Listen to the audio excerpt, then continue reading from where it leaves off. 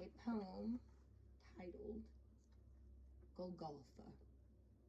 If I'm saying that correctly. Once upon a time, there was a boy.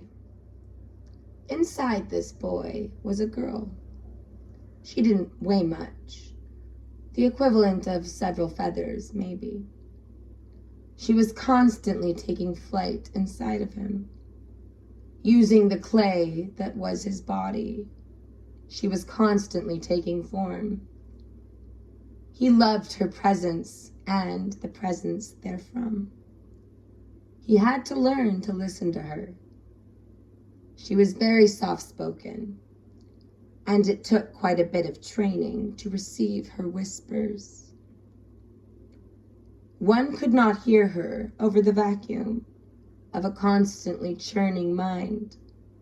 Did I mention how constantly things were happening?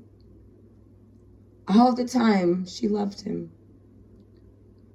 It just so happened that one day, as he was preparing to head for bed, in reality, he slept on the floor.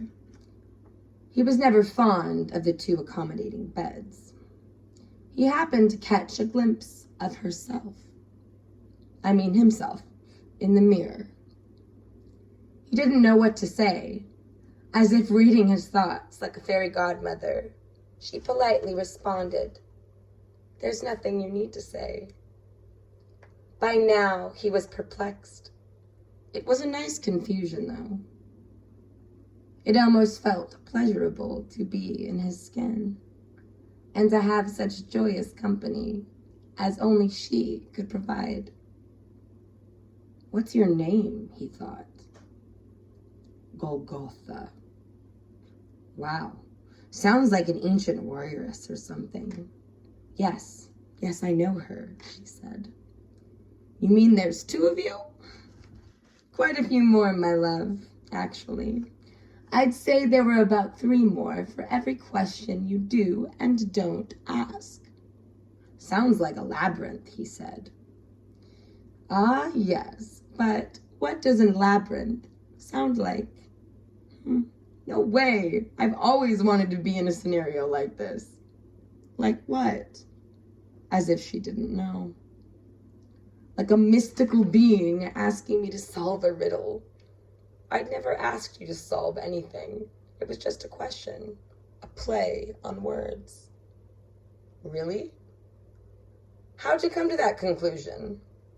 She was smiling now like cotton candy. "I've seen you in the mirror, Golgotha, and if you would but know how much I love you."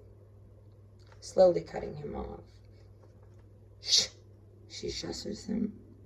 "Shh, my dear, I know.